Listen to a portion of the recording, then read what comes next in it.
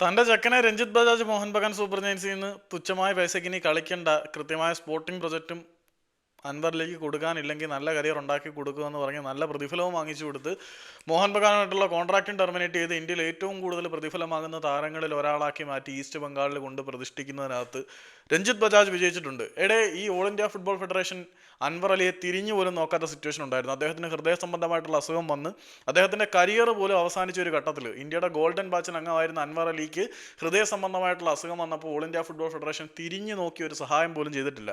ഒറ്റൊരുത്തിനും സഹായം ചെയ്തിട്ടില്ല. അന്ന് അൻവർ അലിയെ കൊണ്ടുപോയി മെച്ചപ്പെട്ട ചികിത്സ നൽകി ഇന്ത്യൻ ഫുട്ബോളിലേക്ക് വീണ്ടും തിരികെ കൊണ്ടുവന്ന് മിനർവ പഞ്ചാബിലൂടെ പൊക്കിയെടുത്ത് പിന്നീട് ഡൽഹിയിൽ കൊണ്ടുവന്ന് അവിടെ നിന്ന് FC ഗോവയിലേക്ക് അയച്ച് അവിടെ നിന്നും ബെറ്റർ പേഴ്സൺ ആക്കി മാറ്റിയെടുത്ത ശേഷം അദ്ദേഹത്തിനെ സജീവ ഫുട്ബോളിലേക്ക് കൊണ്ടുവന്നത് രഞ്ജിത്ത് ബജാജ് തന്നെയാണ്. അതിൻ്റെ നന്ദിയും കടപ്പാടും എന്നും അൻവർ അലിക്ക് രഞ്ജിത്ത് ബജാജിനോടുണ്ട്. അതുകൊണ്ട് രഞ്ജിത്ത് ബജാജ് തന്നെ ഈസ്റ്റ് ബംഗാളിലേക്കുള്ള ചെറുക്കൻ്റെ പലായനത്തിന് വളരെ നിർണായകമായിട്ടുള്ള പങ്ക് വഹിച്ച്. അപ്പം ദാണ്ടതാ ഗോയങ്ക ടീംസിൻ്റെ പ്രതികാരം, ചൈൽഡിഷ് മെൻറ്റാലിറ്റി. ഇപ്പം രഞ്ജിത്ത് ബജാജിനെ അൺഫോളോ ചെയ്തിരിക്കുകയാണ് മോഹൻ ബഗാൻ്റെ അനിരുദ്ധ് താപ്പ, മൻവീർ സിംഗ്, വിശാൽ കെയ്ത്ത്. ഈ അനിരുദ്ധ് താപ്പയും വിശാൽ കെയ്ത്തും മൻവീർ സിംഗും എല്ലാം ഈ മിനർവ പഞ്ചാബിൻ്റെ അക്കാദമിയിലൂടെ കളി പഠിച്ച് വളർന്നവന്മാർ തന്നെയാണ്. അതുകൊണ്ടൊക്കെയാണ് അവന്മാർ അന്ന് രഞ്ജിത്ത് ബജാജിനെ ഫോളോ ചെയ്തത്. ഇപ്പം പുതിയൊരു ഷുഗർ ഡാഡിയെ കിട്ടിയല്ലോ, ഗോയങ്ക. ഞാൻ ഗോയങ്ക എങ്ങനെ കുറ്റം പറയുന്നതല്ല, ഗോയങ്ക ഷുഗർ കോട്ട് ചെയ്ത് സംസാരിക്കും, നല്ല രീതിയിൽ സംസാരിക്കും. Pure business man, nothing more than that.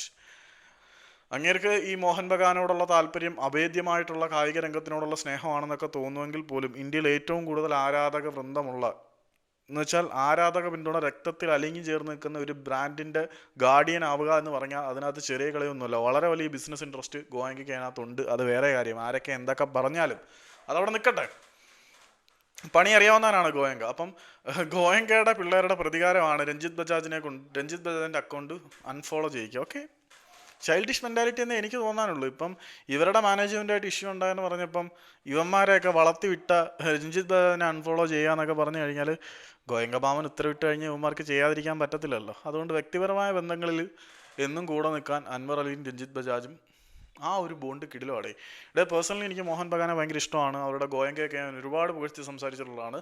പക്ഷേ രഞ്ജിത്ത് ബജാജും അൻവർ അലിയും തമ്മിലുള്ള ഹൃദയബന്ധത്തിനെ ഇനി എത്രയൊക്കെ പറഞ്ഞ് താഴ്ത്തി കിട്ടിയാലും അതൊരു ജം പോലെ അവിടെ അവശേഷിക്കും.